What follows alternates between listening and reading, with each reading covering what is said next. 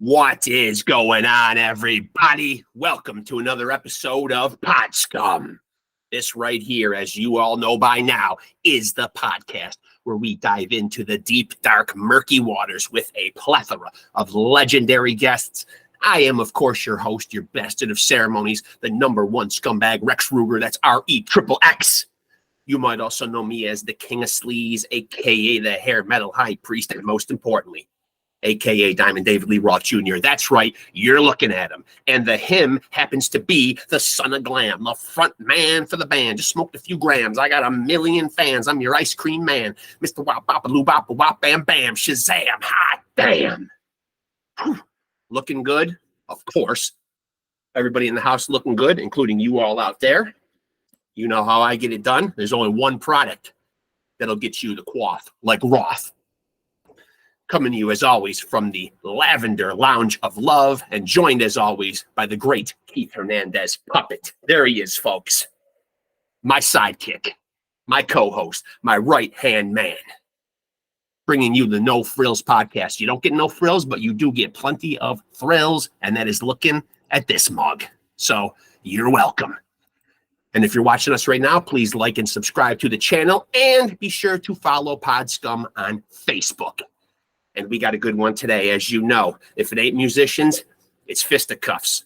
And fisticuffs is exactly what we got for you today. And I'm excited. I'm excited to tell him about my undefeated boxing record of 17-0, 15 knockouts in my illustrious career. Whew. But, you know, maybe I won't brag. Or maybe I will. We'll see. Anyways. Very happy to have him, though, man. This is going to be a good one, man. So much stuff to talk to him about. And, of course, with the big Errol Spence Jr., Terence Bud Crawford welterweight fight coming up. At the time of this recording, it's about 8 days away. So, and this gentleman, of course, in that very division. So this is a guy with certainly a vested interest, I'm sure an opinion on the outcome and how this all shakes out. So it'll be very interesting to get his perspective on that. And lots of other boxing stuff. So while we wait for him to get in here, let me also remind you that I am still looking for virtuoso level players for my glam sleaze metal passion project, Love Sword. So if you're a phenomenally gifted, talented drummer, guitarist, bass player, hit me up. You can't be the front man because there can be only one, and you're looking at him. But you can be the backing band behind the man. And as you all know, the second greatest front man to ever do this thing. Moi. That's right. And occasionally, I've been known to get busy with these hands. And I will be showing today's guest that.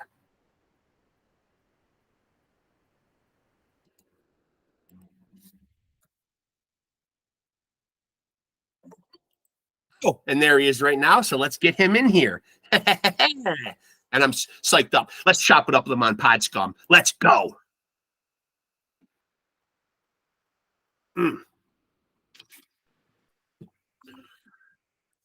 Where is he? Where is he? ABEL Ramos. There he is, right down there, man. How the hell how did I get you so small down there?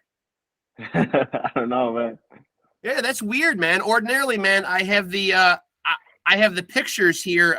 Ordinarily, they're well, wait a minute here. Let me change my layout here, man, and see if we can get you a little bit bigger on my screen here, man. I'm super stoked to have you here, though, man. Yeah, man. And I will tell you, man, that last fight, man, with Cody Crowley, wow. Fucking wow. How is that thing not the fight of the year? I mean, it's going to have to be. And first of all, man, I want to get your opinion on where you stand on that knockdown in round 11. Bullshit or not? Man. Yeah, I think it's bullshit, man. I mean, they gotta switch up a rule right there, man, in Vegas, because I'm glad we agree. I get it when when they trip or something and they have to go to the replay, but when it's a clear punch, I mean, I should have at least gotten a standing eight, standing eight count or something, because it was a clean punch. But I don't know, man. But still an extremely hotly contested fight, though, man. And let me backtrack a little bit, though, man. You're originally from Gettysburg, out here on the East Coast. Yes. Yeah. A lot of history in Gettysburg, man. A lot. Yeah, man. A lot. Some crazy shit went on there, man. I was there visiting. Somebody on my wife's side of the family had a family reunion there, and all the family kind of descended there and kind of stayed in the town there. And Jesus Christ, there was fucking buildings with bullet holes from back in the Abe Lincoln days. Crazy. Yeah, man. Gravestones everywhere too, man. Like houses with gravestones right next to them. Yeah, a lot of crazy battles happen there, man. So now you're out in Arizona, right? Which has got to be ideal for like a fighter, because you got great weather to train in all year round. Yeah, man. Right now it's crazy though, man. It's too hot. We gotta get up. Yeah, we gotta get up real early, man, to beat the sun. Yeah. Yeah. Well, by 7 a.m. it's already like 109, 110 degrees, man. I want to get your take though, man, on the this upcoming obviously you have a vested interest, or certainly at the very least an opinion, being a welterweight yourself, on the big showdown next weekend that everyone's clamoring about. Where do you stand on the whole Spence Crawford thing? Who wins in your mind and why? And of course, obviously this is strictly your opinion. Yeah, I mean it's a 50-50 fight, man. I just one day I'll pick Crawford, one day I'll say Spence, but me too, man. It's just like, man, I think I'm leaning a little bit towards Crawford, man. Just a little bit though, man, because I know it's gonna be a very very tough and competitive fight, man. They're both competitive. They both don't like to lose, so it's gonna be interesting to watch, man. Yeah, and I normally hate that term because I feel like it's a cop-out sometimes when people say, that's a pick-em fight, that's a 50-50 fight. But when I really sit around and think about this, though, this one really is. Yeah, man, for sure. I mean, like I said, it's crazy because I'm doing the same thing that you're doing. I'm kind of batting it back and forth. One day, I'm listening to all the hype videos that you watch on YouTube and prediction videos and all that kind of stuff, and I'll hear somebody say, Spence going to be the bigger guy. He's got the big engine. He's always coming forward. And I'm like, yeah, he is going to win. Then you think of all the shit that Crawford does good, though, too. The switching stances, the ability to adapt the way he does. Yeah, man. That's going to be interesting, man, to see who has the better game plan. I think that's what it's going to come down to, man. And obviously there's a lot of debate on, like, who gets the winner of that fight if they don't have a rematch. Who is in line for that, though, in your opinion? A lot of people talk about Boots Ennis. Yeah, I think he should be in line. Boots Ennis. I'm pretty sure Keith Thurman is gonna want a shot at those titles if they move up. So yeah, man, there's a lot of good fights to be made at welterweight.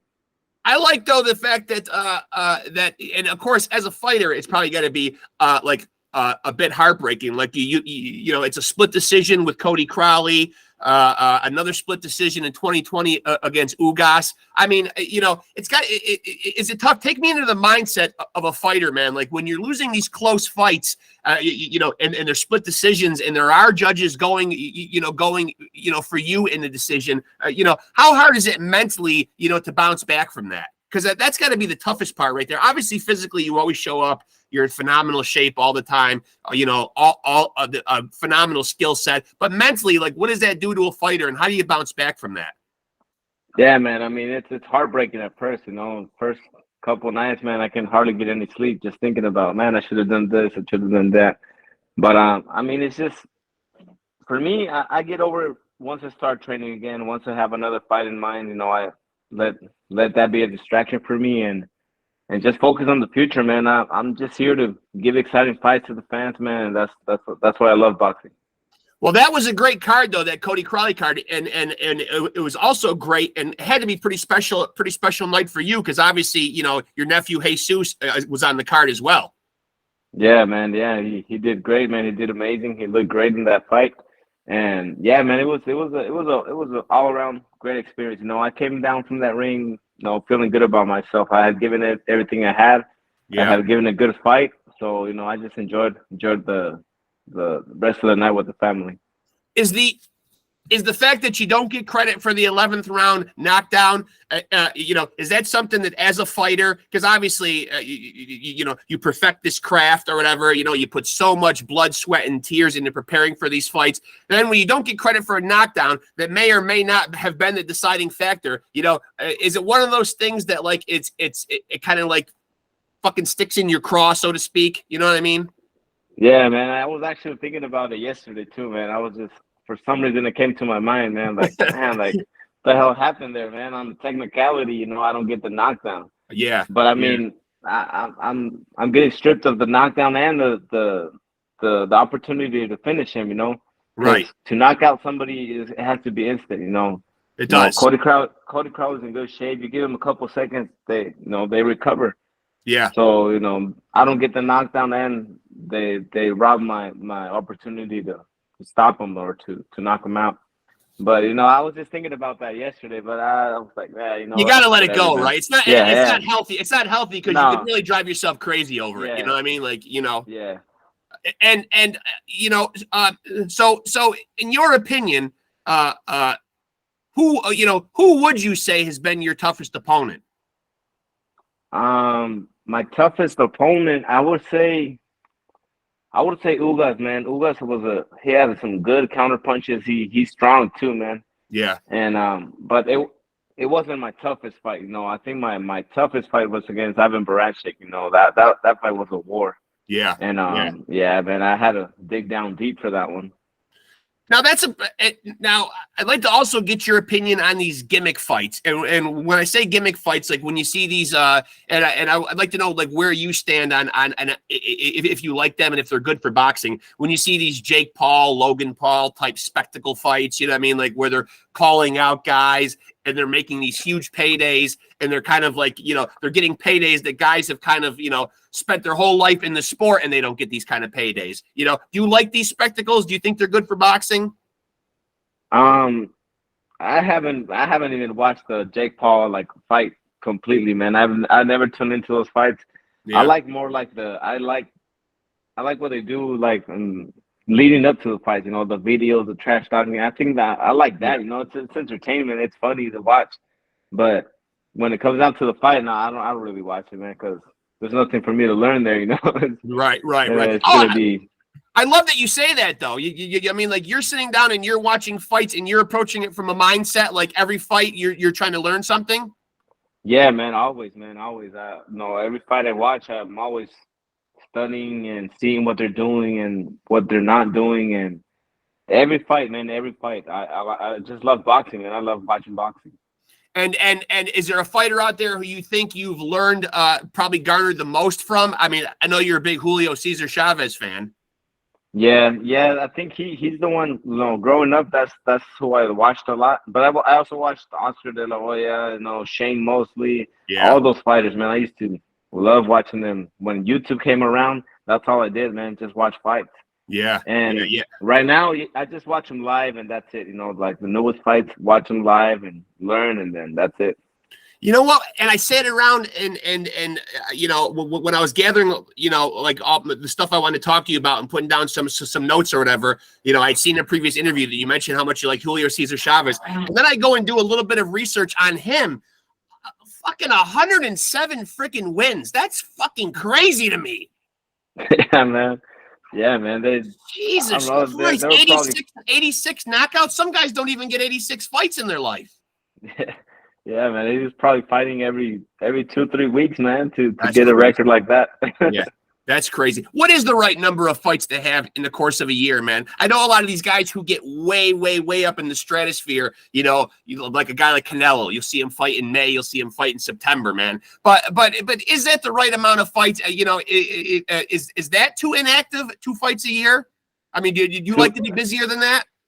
Yeah, man. My ideal plan would be fighting at least 3 times a year, man. And I know the times have changed.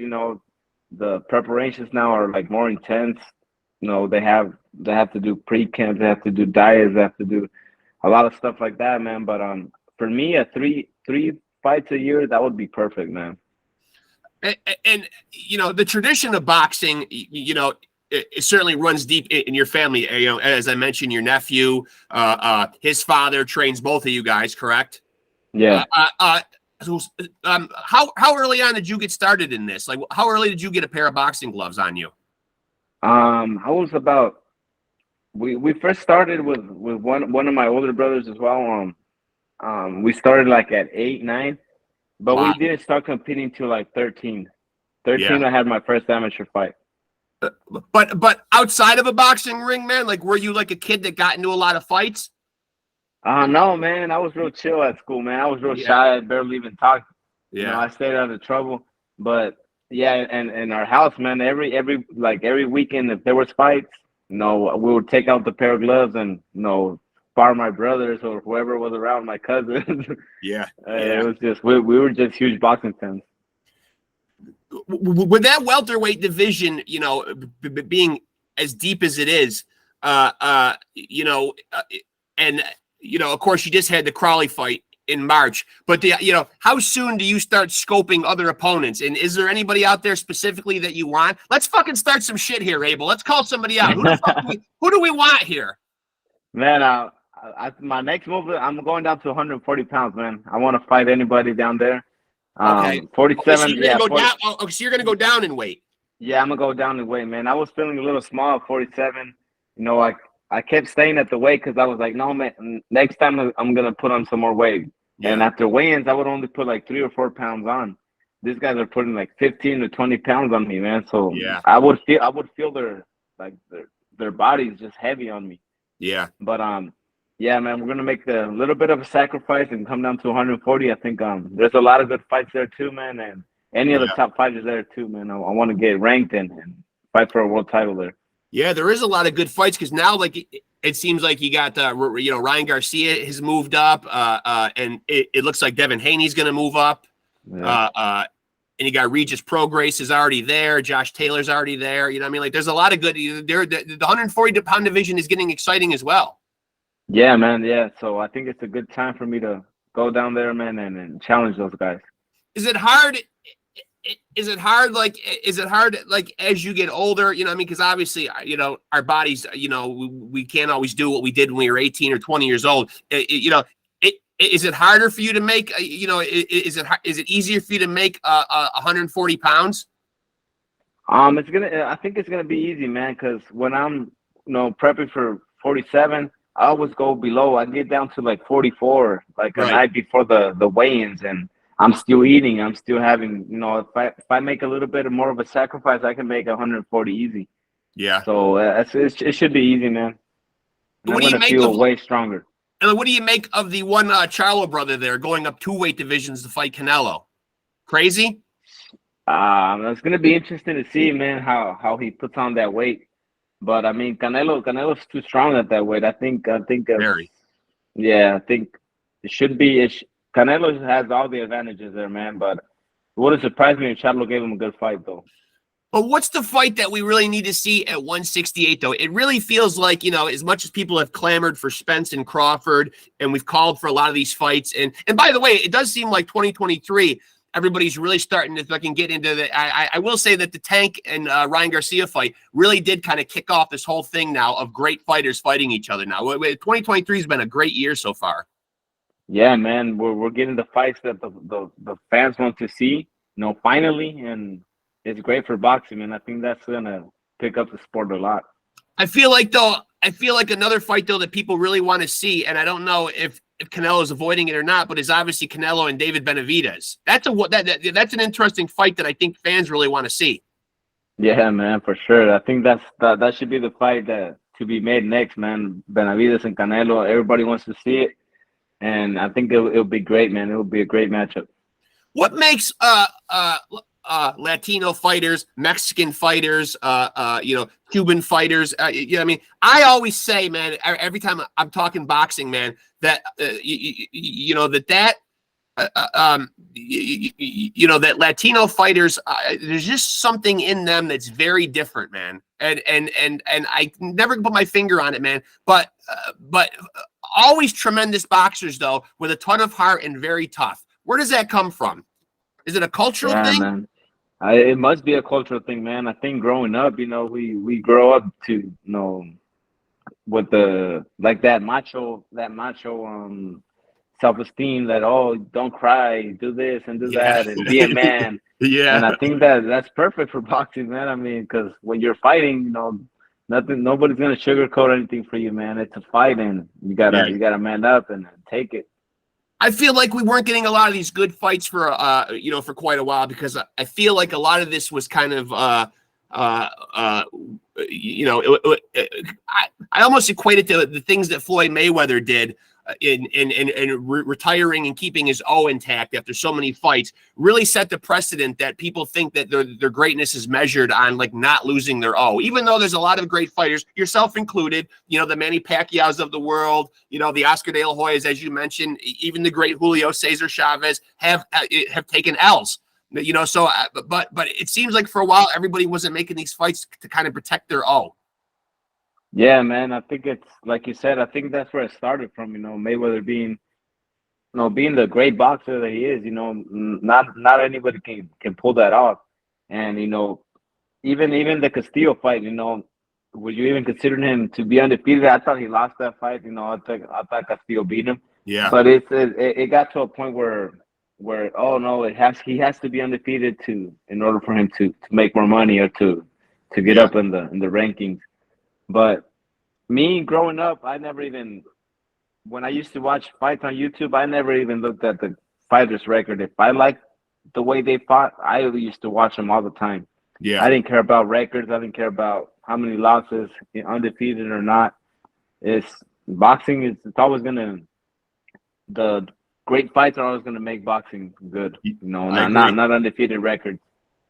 Is there somebody in your mind, who's the GOAT of boxing? Like, do you have a GOAT in your own mind? Is it Julio Cesar Chavez? Is it somebody different for you? Because we always hear this term GOAT always batted around amongst people, in every sport, really. Yeah, I mean, no, I can't really say. I like Julio Cesar Chavez a lot, but I wouldn't consider him one of the. I mean, I'll consider him one of my GOATs, because I think I have a lot of them, man. But you can't really. That title is just, I think it's gonna differentiate from a lot of people. People are gonna have different opinions, and yeah, I'm cool with that.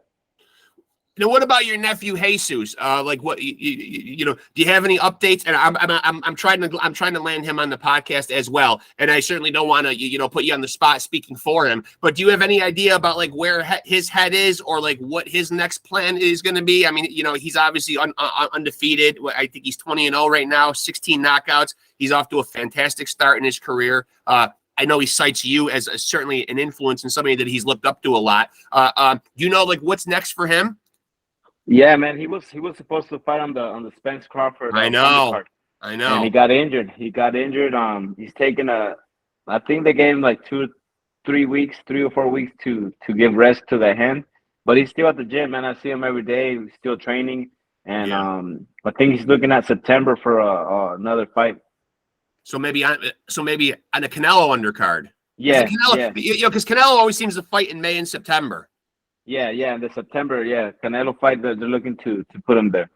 Yeah, and he's got to be starting to think, or with his record where it is right now, he's got to be starting to certainly think in the mindset of looking for title fights. Oh yeah, for sure, man, for sure. He's up next. I believe Charlo's going up to 168. Yeah, I think he's not coming down to 154. I think he might have to give up the belt. So yeah, man, they definitely have their eyes set on a world title shot. Now, do you feel like the next fight that you do have? I mean, I'm sure your mindset, and obviously anybody who plays any kind of competitive sport, their mindset is always they want to come out on top. But do you feel like though that your next fight for you is a must-win for you? For sure, man. For sure. Yeah. For sure. I mean, someone's getting fucking clobbered. Someone's getting their ass whooped. Yeah, for sure, man. For sure.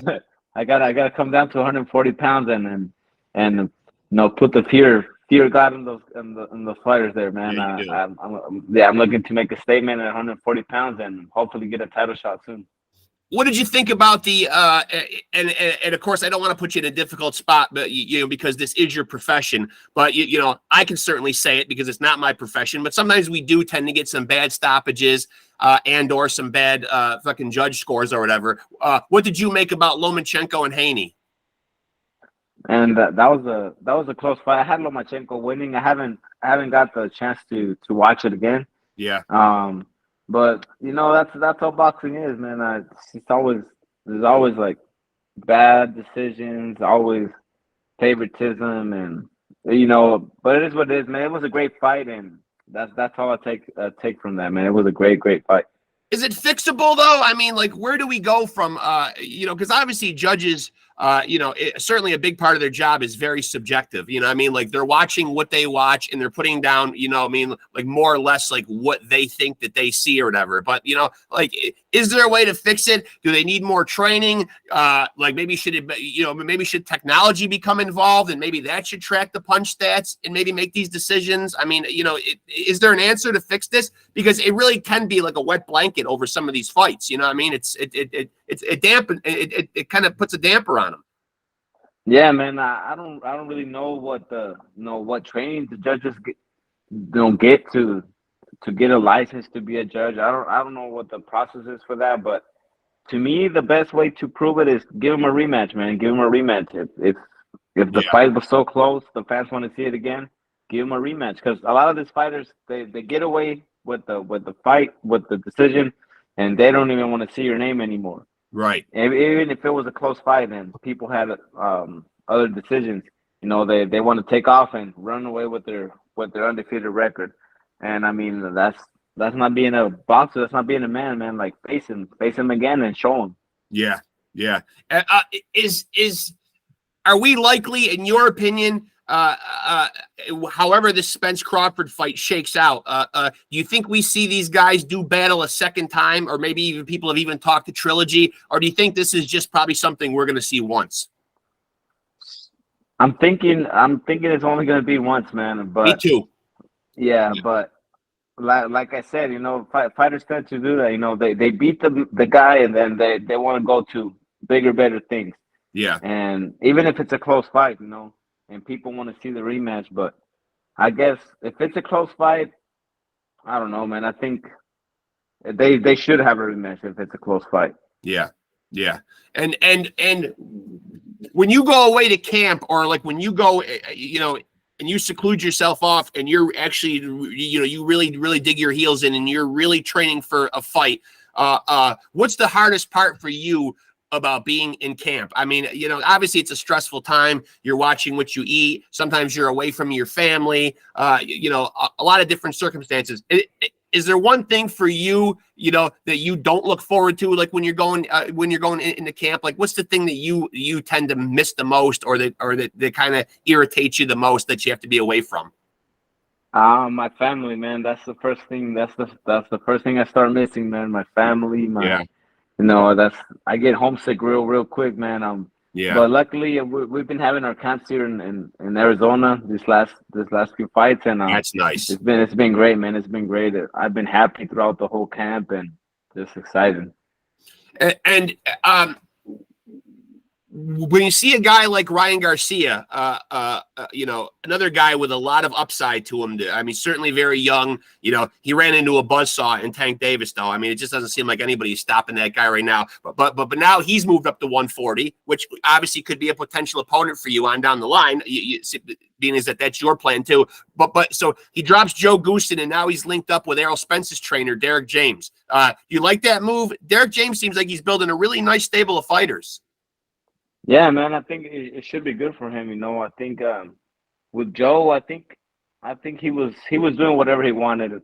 From the stories I've heard, he would only show up to train 3 times out of the week with Joe, and then the other days he would do it on his own. Yeah, you can't do that, man. If you're in with the coach, you got to see him every day, every single day. And I'm pretty sure Derek has his rules, and he's gonna keep him in line.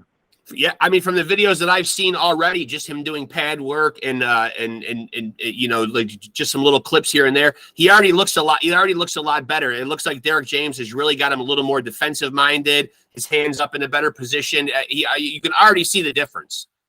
Yeah, for sure, man. Because a fighter like Ryan, you know, he's all speed. He's all full speed all the time. And I think Derek has that little like calm down and place your shots and keep your hands up, and it's gonna make him more aware of that stuff. He seems to be a good influence on his fighters, a calming influence, you know, as you mentioned. Now your trainer, Jesus Ramos Sr. How do you assess his approach to coaching as opposed to some of these other guys? Like, what does he do extremely well that you love as a boxing coach?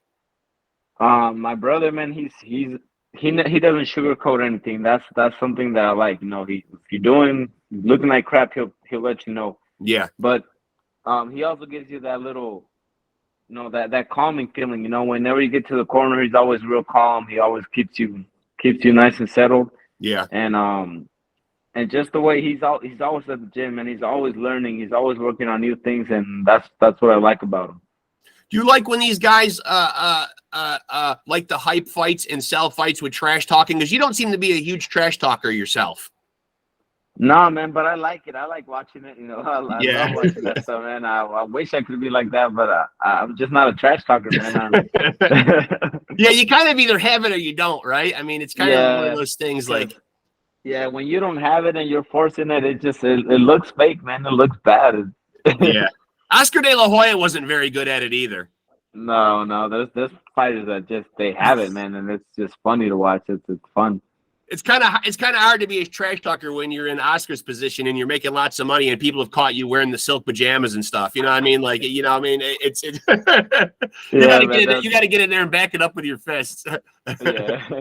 Although I got to say, though, man, you know, we're talking about, you know, you talked about Floyd before and possibly, you know, you had him losing that fight to Jose Luis Castilla. I thought Oscar did very well in his fight against Floyd Mayweather. Oh, yeah. A very competitive fight that could have possibly been another L on Floyd's record. Yeah, man, it was a real close fight too, man. I remember watching that live, and we thought Oscar won, you know, but you know, watching it a few times, it was a close fight. You know, Mayweather did close the rounds, like in the later rounds, he did catch up, but like you said, man, at least a draw or something. But it was a close fight. Now, you talked about your toughest opponent, but is there a guy out there that you remember who really rang your bell the hardest? You know, who's the guy that gave you who's the guy that put it on you the hardest? Do you remember taking a shot that really like made you say, "Wow, that's harder than anybody else has hit me"? Yeah, man, this guy fought. His name was Levon. They used to call him the Wolf. You remember seeing him? He was hairy. All his back was hairy. He fought a lot of good fighters, man, but. He hit me with a jab the first round, just a little jab, and boom! I was like, oh, it felt like he hit me with a right hand, like a powerful punch, man. And I was like, oh shit! And that was the first time I ever got hit like that in a professional fight. I imagine it probably doesn't feel great getting hit by any guy that calls himself the Wolf. Yeah, no, man, no. Yeah, that was a hard fight as well, man. But so in the current landscape of boxing right now, with all the guys, you know, and we've mentioned a lot of them here in our talk here, who are some guys right now that from a fan standpoint that you enjoy watching? Fighters right now? Yeah, in any weight division. It doesn't even just got to be like your own. Yeah. I mean, maybe you like the heavyweights, maybe you like the bigger guys, maybe you like the small guys like Inouye. I mean, are there guys out there right now that you are a fan of? Yeah, man, Tyson Fury. I love watching Tyson Fury. Yeah. I love watching Tank Davis too, man. He's always been exciting fights. Pitbull Cruz is also good, man. Love him. There's a lot of exciting fighters out there right now, man. I'm very happy that Pitbull's going to be on the Spence Crawford undercard. Oh yeah, and he's fighting a tough guy too, man. It's going to be an exciting fight. Yeah, and it's nice to see Nonito Donaire on that card too. Oh yeah, man. Nonito, I used to love watching Nonito too, man. I used to watch him a lot. Because he's going to try to capture another belt at his age, which, you know what I mean?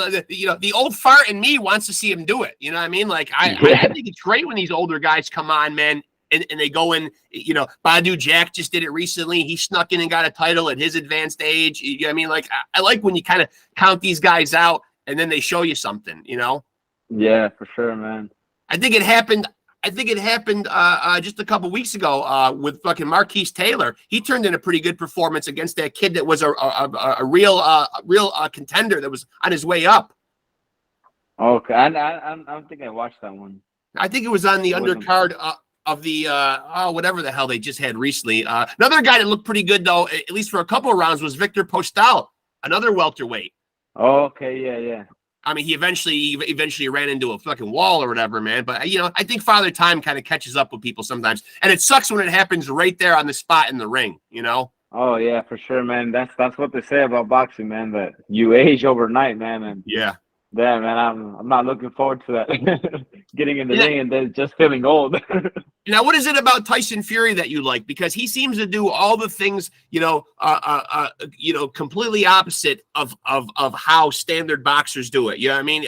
Hands down a lot, sticking his face out a lot. Doesn't ever seem to really be in fantastic shape, even though he's a big motherfucker. But I mean, he seems to go against the grain and do everything wrong. Does talk a lot of shit, but always seems to back it up. Even has gone to the point of even giving away his game plan in those Wilder fights and still going out and doing it. Yeah, man. That's you said everything I like, man. The hands down. He moves like a lightweight, man. He moves like a lightweight. He's a heavyweight, man. But yeah, man, I love all that, man. I love watching that because there's a lot of things to learn from there, man. Being relaxed in the ring and just having fun, man. Because at the end of the day, that's what it's all about. Have you yourself given any thought to, because we see a lot of guys who get out of the sport early, and we also tragically we see a lot of guys who get out too late, and unfortunately we do see the damage that has been inflicted upon them show up like months or years after they're out of the boxing ring. Have you yourself? I know you just had a birthday, so you're what, 32 now? 32 years old, yeah. Have you yourself, given any thought to a stop date on this, or is it just something right now you're playing by ear? Like, is there a definitive idea in your mind of like, I don't want to still be fighting at this age?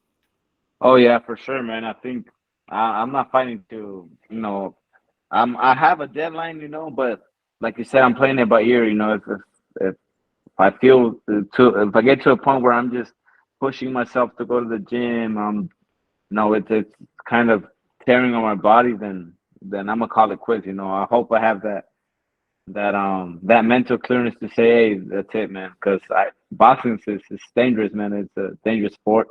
It's a lifestyle, like you said, too. Man. I mean, you literally have to live it every day. Yeah, for sure, man. And yeah, man. But yeah, right now I'm playing it by ear. I still feel good. I get up in the mornings, excited to go train. I love my job, man. I love boxing. And what do you typically put in like per day, man? Like what's a typical, take me through a typical training day. Like, how much of your day is spent doing boxing related stuff? We usually do like a morning workout, either running, track, either the mountain, either strength and conditioning. And then we do the boxing in the afternoons, maybe like 2 to 3 hours. Okay. So you put in a 2 or 3 hour day every day. Oh yeah, for sure. In boxing, yeah, and then plus all the other conditioning stuff. Yeah. So I think I got your answer at the top of the interview, but I got to hold your feet to the flame right here. How does Spence Crawford end? Definitively now, Abel. Tell me how does this end? TKO, KO? Does it go to the cards? I think it's going to go to the cards, man. I think if it's a knockout, it's on Spence's behalf, because he's the pressure fighter. He's the bigger guy. Yeah. Decision wise, I think Crawford's gonna edge him out, man. I think his skills, his boxing skills, he's too smart, man. Too smart to stay in the pocket with Spence. Yeah, I agree with you, man. I'm saying decision, Crawford, man. That's my final answer. well, you know what, man? You're locked in now, man. I mean, video is forever, Abel. Video is forever. Yeah. I mean, I guess we'll see how well. I guess we'll see how well this ages. Yeah, I have an interview on Sunday, man. I'll probably say Spence by knockout. Yeah, don't wobble, Abel. Stay consistent. Well, listen, man, I really appreciate you doing this, man. It's been a real pleasure getting the chance to talk with you, man. Wish you all the luck in the world with whoever's next, man. You know, all I know is someone's in trouble at 140. You guys better watch out, man. Hell yeah, man. Hell yeah. Abelito's coming, man. Yeah. And, Yes, I love watching you fight, man. You're super exciting, so fan-friendly, so entertaining, man. I was pulling for you against Cody Crowley, dude. I'm still pissed, man. Come on, people. Pull your heads out of your asses. Round 11 was a fucking knockdown, for God's sakes. Jesus Christ. I mean, I'm going to get myself all worked up, and then I'm going to have to come out of retirement, Abel. I don't know. I mean... I would just like to share with you, Abel, before we close here, man, that I am 17-0, and they've all been knockouts. Oh yeah. Yeah. No, but I mean, yes. Yeah. A lot of them have happened in my own mind, though. So I mean, you know. Yeah. They count. They count. They all count. That's right, Abel. They all count, man. You're right about that. And a body's a body. A body on your record is a body, right? Yeah. All of them, man. But listen, brother, I really appreciate you doing this, man. It's been a blast getting the chance to talk to you, man. And as I said, man, I wish you and your nephew, man. I love watching you guys. I wish you guys all the best. I'm gonna get Jesus on here soon too. I know I am. So yeah, for sure, man. Yeah, put in the good word for me, Abel. Put in the good word for me. Oh yeah, man, for sure. Yeah, it's been great though, man. I really appreciate you, brother. Thank you so much, man. Thank you, man. Thank you. Yeah. Best of luck with everything, brother. Take it easy. All right, later. Later. There he goes, folks. That is welterweight. I'm going to say it, you know, I'm not going to be able to say he's welterweight for much longer. Dropping down to 140, so going down to junior welterweight, man. Them boys are in trouble down there. Put them all on blast, man. Regis Prograis, Josh Taylor, Rolly Romero. Yeah, we're definitely going to go down and cop a belt off of him, man. You know, ABEL Ramos is dropping down, and those boys are in trouble down there, man. I love this guy. All action, all the time. Last fight was in March. He lost a very close split decision to Cody Crowley, man. But this is a guy who's action-packed all the fucking time, always bringing fan-friendly, entertaining fights. That is the great ABEL Ramos, 27 wins. He's knocked out a lot of them. I believe fucking 21 of them. So he'll put it on you, man. And, you know, that's what he's going to go down and do at 140 pounds. Of that, I have no fucking doubt. Great things still to come for him, man. Currently, he's 27-6-2. I think I have that right. Let me see here. I don't want to discredit him, so I'll put my grandpa glasses on here. And yes, 27 wins, and 21 of them are knockouts. So that's a high knockout ratio right there. That comes out to 78%. So that's knocking motherfuckers out right there. And as I said, super exciting. Follow him. You want to see action-packed fights, him and his nephew, Jesus Ramos Jr., also super exciting. He's off to a great start, too. Trying to get him on the podcast, too. 20-0, 16 knockouts. They're both trained by Abel's brother, Jesus's father, the great Jesus Ramos Sr.